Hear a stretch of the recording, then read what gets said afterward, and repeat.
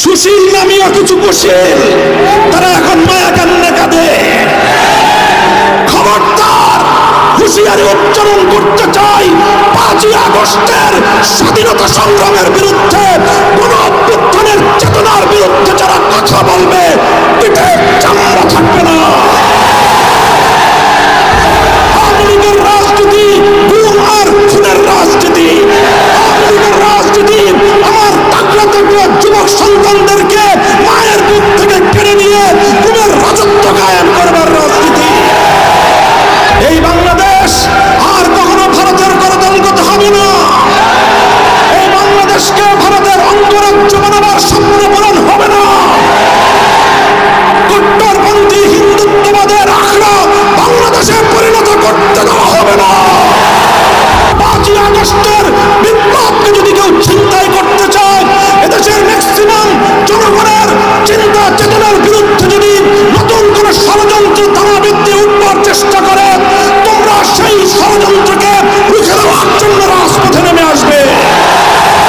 من تبعهم ودعا بدعوتهم إلى يوم الدين. أما بعد، أعوذ بالله من الشيطان الرجيم. بسم الله الرحمن الرحيم. ولا تحسبن الله غافلا عما يعمل الظالمون إنما يؤخرهم ليوم تشخص فيه الأبصار. صدق الله العظيم.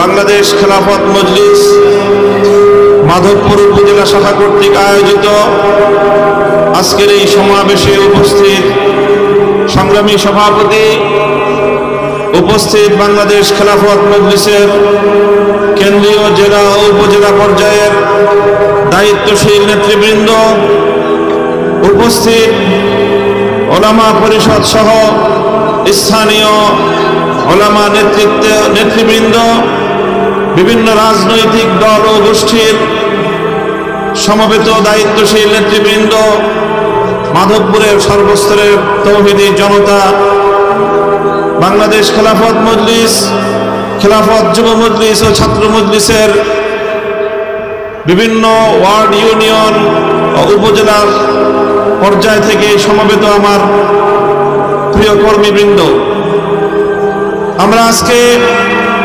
ঐতিহাসিক আগস্ট বিপ্লবের 1 মাস পূর্ণ করতে চলেছি। এই পর্যায়ে আমি আজকের এই সমাবেশে দাঁড়িয়ে মহান রব্বুল আলামিনের দরবারে শুকরগুজারি আদায় করছি, যিনি দীর্ঘ 16 বছরের ফ্যাসিবাদী স্বৈরাচারী বাংলাদেশের মানুষের বুকের উপর চেপে বসা জগদ্দল পাথরের ন্যায় জালিম শাহী হাসিনাকে উৎখাত করে এদেশের মানুষের জীবনে স্বস্তি ফিরিয়ে দিয়েছেন। আমি শ্রদ্ধা ভরে স্মরণ করছি ছাত্র জনতা সহ ফ্যাসিবাদ বিরোধী আন্দোলন এবং সংগ্রামে যারা অকাতরে বুকের রক্ত ঢেলে দিয়ে বাংলাদেশের মাটি এবং মানুষকে তারা মুক্ত করেছে।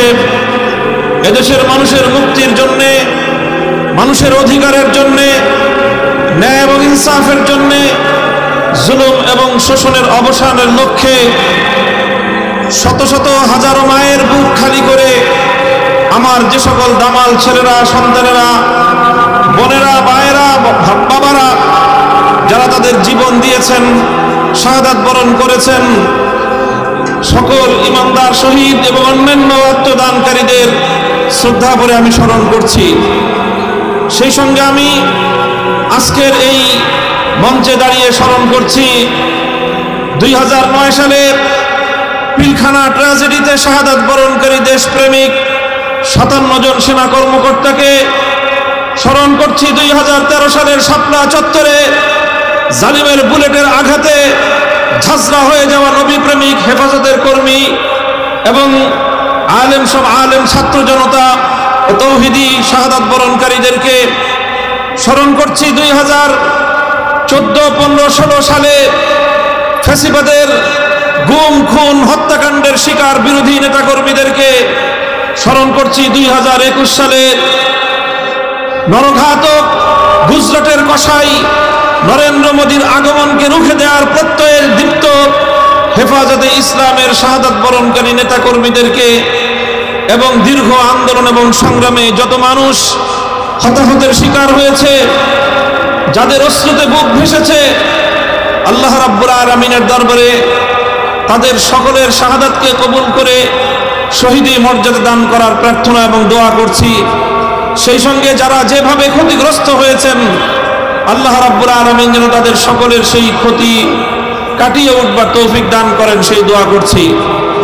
বাংলাদেশের বিস্তীর্ণ অঞ্চল, প্রতিবেশী সুলভ, বন্ধু রাষ্ট্রের পরিচয় দানকারী, প্রভুত্ব ফলানো ভারতের একতরফাভাবে অন্যায়ভাবে ছেড়ে দেওয়া বানের পানিতে ভেসে যাওয়া বাংলার দক্ষিণ পূর্ব অঞ্চলের বিস্তীর্ণ বানভাসী মানুষের জন্য সমবেদনা প্রকাশ করছি এবং তাদের এই বিপর্যয় কাটিয়ে উঠবার জন্য আল্লাহ রাব্বুল আলামিনের কাছ থেকে তৌফিক কামনা করছি। দেশবাসীর প্রতি আহ্বান জানাচ্ছি, বন্যায় প্লাবিত মানুষের পুনর্বাসনে আপনারা যার যার সাধ্য এবং সামর্থ্য নিয়ে তাদের পাশে দাঁড়াবেন। প্রিয় সাথী ও বন্ধুগণ, বাংলাদেশে 5ই আগস্টের এই বিপ্লবকে, বৈষম্য বিরোধী এই গণ অভ্যুত্থানকে এদেশের মানুষ বাংলাদেশের দ্বিতীয় স্বাধীনতা হিসেবে চিহ্নিত করেছে। আমিও বলতে চাই, 2024 সালের 5ই আগস্ট অনাগত ভবিষ্যতে এদেশের মানুষের জন্য মুক্তির মাইল ফলক হিসেবে বিবেচিত হবে। 5ই আগস্ট আগামী দিনে হয়তো বাংলাদেশের মুক্তিগামী জনতার চেতনার একটি বাতিঘর হিসেবে জ্বলজ্বল করতে থাকবে। হয়তো আগামী দিনের প্রজন্ম 5ই আগস্টের বিপ্লব থেকে তারা বিপ্লবের চেতনা শিখবে। নতুন এই স্বাধীনতা পরবর্তী সময়ে আমি বাংলাদেশের সকল রাজনৈতিক ঘরানার নেতা কর্মী, দেশের আপামর জনসাধারণকে একটি বিষয় আমি সতর্ক করতে চাই। 1971 সালের রক্তক্ষয়ী মুক্তিযুদ্ধের মধ্য দিয়ে যখন বাংলাদেশের মানুষ স্বাধীনতা অর্জন করেছিল, স্বাধীন বাংলাদেশের অভ্যুদয় ঘটেছিল, 71-এর পরবর্তী সময়ে কিছু দুঃখজনক বঞ্চনার ঘটনা সংঘটিত হয়েছিল। 1971-এর স্বাধীনতা অর্জিত হয়েছিল ইসলামের কথা বলে, 1971-এর স্বাধীনতা অর্জিত হয়েছিল জালিমের বিরুদ্ধে মুসলিমের অধিকার আদায়ের সংগ্রামের নামে। 1971-এর স্বাধীনতা অর্জিত হয়েছিল এদেশের স্বাধীন মাটিতে কোরআন সুন্নাহ বিরোধী কোনো আইন প্রণীত হবে না, এই অঙ্গীকারের মধ্য দিয়ে। এরপর অত্যন্ত দুঃখ এবং পরিতাপের সাথে দেশের মানুষ লক্ষ্য করল, 1972 সালে একটি সংবিধান প্রণীত হলো, যে সংবিধান 1971-এর মুক্তিযুদ্ধের মুখপাত্র ছিল না, যে সংবিধানে 71-এর মুক্তিযুদ্ধের চেতনা বাস্তবায়িত হয়নি। 1972 সালের সংবিধানের মধ্য দিয়ে মূলত আমাদের পার্শ্ববর্তী বন্ধু পরিচয় দানকারী প্রভুত্ব ফলানো ভারতের চাপিয়ে দেওয়া প্রেসক্রিপশন বাস্তবায়িত হয়েছিল। মুক্তিযুদ্ধের চেতনা বিরোধী মৌলিক নীতিমালাগুলোকে পুঁজি করে বাংলাদেশের গণমানুষের অভিপ্রায়, মানুষের ইচ্ছা, মানুষের চেতনা, মানুষের দীর্ঘ সংগ্রামের যে ঐতিহ্য, সে ঐতিহ্যকে ভুলুণ্ঠিত করে, সে ঐতিহ্যকে বৃদ্ধাঙ্গুলি প্রদর্শন করে ভারত সরকারের শিখিয়ে দেওয়া, তাদের লিখে দেওয়া সংবিধান বাংলাদেশের মানুষের উপর চাপিয়ে দেওয়া হয়েছিল। আর সেভাবেই 1971-এর মুক্তিযুদ্ধের সফলতাকে ছিনতাই করা হয়েছিল। কাজেই সেই 71-এর স্বাধীনতা পরবর্তী বাংলাদেশের মুক্তিযুদ্ধের চেতনা ছিনতাইয়ের ঘটনা থেকে আজকের প্রজন্মকে আমি শিক্ষা গ্রহণ করে সতর্ক থাকবার জন্য আমি আহ্বান জানাই। তোমরা পাড়ায় পাড়ায় দুর্গ করো, তোমরা পাড়ায় পাড়ায় পাহারাদারি বসো, তোমরা মসজিদে মসজিদে ধর্ম মত নির্বিশেষে সমস্ত জনগণকে নিয়ে ঐক্যের প্ল্যাটফর্ম করে সংগ্রাম পরিষদ গড়ে তোলো। 5ই আগস্টের বিপ্লবকে যদি কেউ ছিনতাই করতে চায়, এদেশের ম্যাক্সিমাম জনগণের চিন্তা চেতনার বিরুদ্ধে যদি নতুন কোন ষড়যন্ত্র তারাবৃত্তি উঠবার চেষ্টা করে, তোমরা সেই ষড়যন্ত্রকে রুখে দেওয়ার জন্য রাজপথে নেমে আসবে।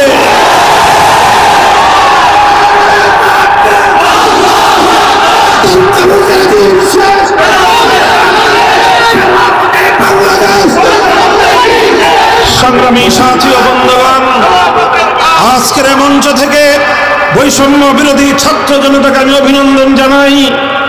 তারা শুধুমাত্র গণ অভ্যুত্থান অর্জিত হওয়ার পরেই, গণ অভ্যুত্থান সংগঠিত হওয়ার মাধ্যমেই তারা তাদের দায়িত্ব ক্ষান্ত করেনি, বরং নতুন অভ্যুত্থানকে ব্যর্থ করার জন্য জাতীয় এবং আন্তর্জাতিক পর্যায়ে দেশের ভিতরে বাইরে যত ষড়যন্ত্র চলছে, সেই ষড়যন্ত্রগুলোকে মোকাবেলা করবার জন্য বৈষম্য বিরোধী ছাত্র আন্দোলনের নেতৃবৃন্দ তারা সতর্ক প্রহরার মাধ্যমে অনেকগুলো ষড়যন্ত্রকে তারা ব্যর্থ করে দিয়েছে। আমি দেশবাসীকে বলতে চাই, বাংলাদেশ খেলাফত মজলিস এবং তার সহযোগী সংগঠনের নেতাকর্মীদেরকে বলতে চাই, হেফাজতে ইসলাম বাংলাদেশ সহ এদেশের আলেম সমাজকে বলতে চাই, শুধু আমাদের সন্তান তুল্য ছাত্র জনতা হয়তো এই বাংলাদেশের ভিতর এবং বাহির থেকে পরিচালিত ষড়যন্ত্রকে তারা যথাযথভাবে মোকাবেলা করার ক্ষেত্রে হিমশিম খেতে পারে। এজন্য আমাদেরকে ইসবাত কঠিন দৃঢ়তা নিয়ে মাঠে ময়দানে আমাদের উপস্থিতির জানান দিতে হবে। এই বাংলাদেশ আর কখনো ভারতের করদলগত হবে না। এই বাংলাদেশকে ভারতের অঙ্গরাজ্য বানাবার স্বপ্ন পূরণ হবে না। কট্টরপন্থী হিন্দুত্ববাদের আখড়া বাংলাদেশে পরিণত করতে দেওয়া হবে না। বাংলাদেশ একটি উদার মুসলিম রাষ্ট্র। শত শত বছরের আন্দোলন এবং সংগ্রামের মধ্য দিয়ে স্বাধীন বাংলার এই ভূখণ্ড অর্জিত হয়েছে। এই স্বাধীন বাংলার ভূখণ্ড অর্জন করতে গিয়ে তিনটি আধিপত্যবাদী সংগ্রামের বিরুদ্ধে আমাদেরকে অতীতে লড়াই করতে হয়েছে।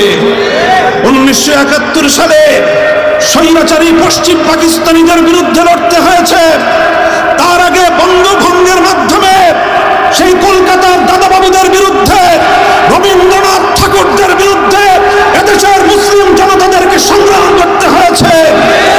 তার পূর্বে ব্রিটিশ বেনিয়াদের সাম্রাজ্যবাদের বিরুদ্ধে লড়াই করার পর স্বাধীন বাংলাদেশের মাটি মুক্ত হয়েছে। কাজেই আমাদেরকে সেই সংগ্রামের ধারা অব্যাহত রাখতে হবে। এদেশের ৯৭% মুসলমানদের ধর্মীয় চেতনাকে পদপিষ্ট করে কবি রবীন্দ্রনাথ ঠাকুরদের গান বাংলাদেশের মানুষের কাঁধের উপর চাপিয়ে দেওয়ার ফ্যাসিবাদী সিদ্ধান্তকে পরিবর্তন করার জন্য অন্তর্বর্তীকালীন সরকারের প্রতি আমি জোর দাবি জানাবার চেষ্টা করছি। সংগ্রামী সাথী ও বন্ধুগণ, আমি আপনাদেরকে বলবো এবং আপনাদের মাধ্যমে আওয়ামী লীগের নেতাকর্মীদেরকে বলবো, আপনারা এই আওয়ামী লীগ নিয়ে বাংলাদেশে আর রাজনীতি করার চেষ্টা করবেন না। বলবেন কেন? আমি আওয়ামী লীগকে নিষিদ্ধ করার কথা এই মুহূর্তে বলছি না। তবে আমি যেটা বলছি, 1971 সালের পূর্ববর্তী এই দেশ মুসলিম লীগের দ্বারা শাসিত হয়েছিল, মুসলিম লীগের দ্বারা শোষিত হয়েছিল। এদেশের মানুষ মুসলিম লীগের দ্বারা বঞ্চিত হয়েছিল। 1971-এর পরে মুসলিম লীগের প্রাসঙ্গিকতা বাংলাদেশে আর অবশিষ্ট থাকে নাই। 1971 পূর্ববর্তী সময়ে মুসলিম লীগ যা করেছিল, 2024 সালের 5ই আগস্টের পূর্ববর্তী সময়ে আওয়ামী লীগ তাই করেছে। কাজেই বাংলাদেশের মানুষ যেমন মুসলিম লীগের রাজনীতি আর করে নাই, এদেশের মানুষ আর আওয়ামী লীগের রাজনীতি করবে না।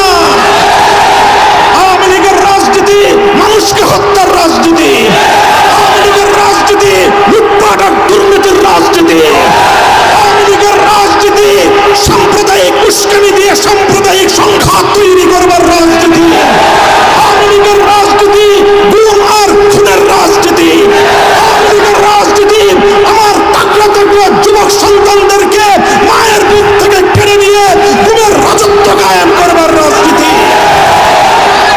এই রাজনীতি আর বাংলাদেশের মানুষ, বাংলাদেশে আর এই রাজনীতি করা যাবে না। শেখ হাসিনাকে বলতে চাই, পালিয়ে গেছেন ভারতে। বাংলাদেশের 1 ইঞ্চি মাটি, বাংলাদেশের 1 ইঞ্চি জলপথ, নৌপথ এবং সড়ক পথ পালিয়ে যাওয়ার জন্য এদেশের মাটি আপনাকে সহযোগিতা করে নাই। আপনি এই দেশের মাটির সঙ্গে গাদ্দারি করেছেন। আপনার রাজনীতি ছিল বাংলাদেশের মানুষ থেকে প্রতিশোধের রাজনীতি। আপনার বাবার 1972 সাল থেকে 75 সাল পর্যন্ত বাকশালী রাজনীতির কারণে 30 লক্ষ মায়ের বুক খালি করার কারণে শেখ মুজিবের নেতৃত্বাধীন শেখ মুজিবুর রহমানের কায়েমকৃত বাকশালকে এদেশের মানুষ উপড়ে ফেলেছিল। 30,000 মায়ের বুক খালি করে শেখ মুজিবুর রহমান সাহেব তিনি তার একক আধিপত্য বিস্তার করার চেষ্টা করেছিলেন। 15ই আগস্টের মাধ্যমে শেখ মুজিবুর রহমান সাহেব সপরিবারে নিহত হয়েছেন।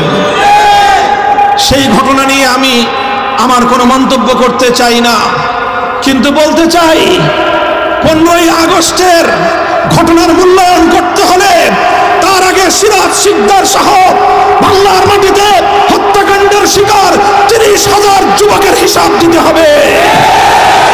তার আগে হাজার হাজার আলেমদেরকে 1971 সালের মুক্তিযুদ্ধ পরবর্তী সময়ে বিনা বিচারে যাদেরকে কারারুদ্ধ করে নির্যাতন করা হয়েছিল সেই হিসাব কষতে হবে। সেই হিসাব না কষে শেখ হাসিনা ঘোষণা দিয়েছিলেন যে দেশের মানুষ তার বাবাকে খুন করেছে তিনি সেই দেশের মানুষ কাছ থেকে প্রতিশোধ নিয়ে ছাড়বেন। সেটা তার 75 সালের ঘোষণা ছিল শেখ হাসিনা। 50 বছর রাজনীতি করেছেন 75 সাল থেকে 2024 সাল। 24 সালে এসে আজ কথা বলতে দ্বিধা নেই। শেখ হাসিনার 50 বছরের রাজনীতি ছিল বাংলাদেশের মানুষের বিরুদ্ধে প্রতিশোধ গ্রহণের রাজনীতি। শেখ হাসিনার 50 বছরের রাজনীতি দেশকে তলবিহীন ঝুড়িতে পরিণত করবার রাজনীতি। শেখ হাসিনার 50 বছরের রাজনীতি ছিল বাংলাদেশের মানুষের মধ্যে একটি এমন বিভক্তি তৈরি করতে এই জাতি যেন আর কোনোদিন ঐক্যবদ্ধ হতে না পারে। কিন্তু আজ বাংলাদেশের আবার বৃদ্ধ বনিতা কাতারে দাঁড়িয়ে গেছে।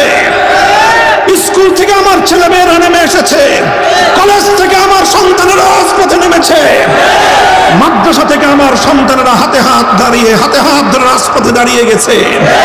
সকল varsity, public varsity, private university থেকে সকল ভেদাভেদ ভুলে গিয়ে, গরিব এবং ধনীর সমস্ত পার্থক্য ভুলে গিয়ে, মাদ্রাসা এবং স্কুল কলেজের ভেদাভেদ ভুলে গিয়ে, হিন্দু বৌদ্ধ মুসলমান ধর্মীয় পার্থক্য ভুলে গিয়ে মানুষ হিসেবে তারা মানুষের হাতে হাত ধরে অন্যায় এবং জুলুমের বিরুদ্ধে টেকনাফ থেকে তেতুলিয়া তারা দুর্বার প্রতিরোধ আন্দোলন গড়ে তুলেছিল।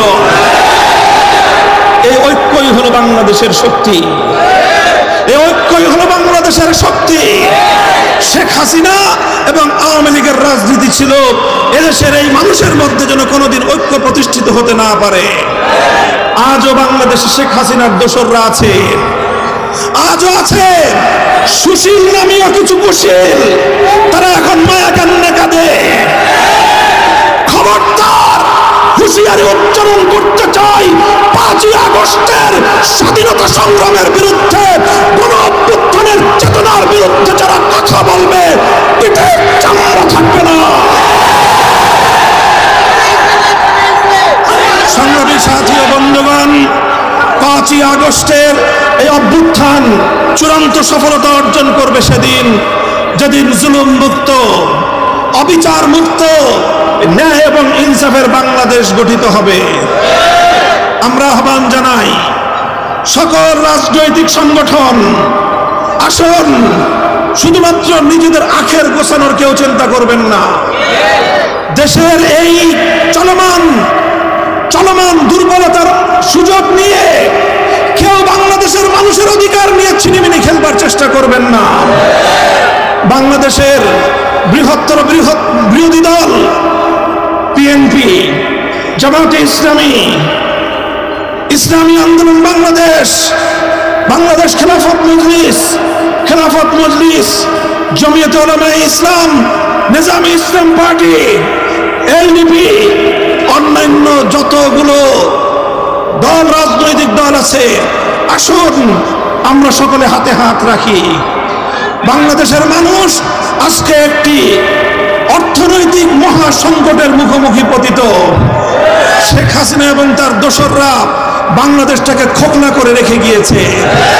হাজার হাজার কোটি টাকা উন্নয়নের নামে পাচার করেছে। শেখ হাসিনার একার পাচারকৃত টাকা আর তার পরিবারের পাচারকৃত টাকা দিয়ে এই বাংলাদেশে হাজারো উন্নয়ন প্রকল্প বাস্তবায়ন করা সম্ভব।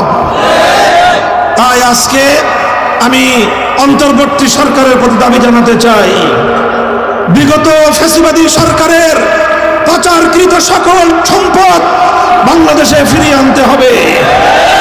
শেখ হাসিনা নরেন্দ্র মোদীর ঘরে বসে আমার বাংলাদেশের স্বাধীনতার বিরুদ্ধে, এদেশের ধর্মীয় সম্প্রীতির বিরুদ্ধে ষড়যন্ত্র করছে।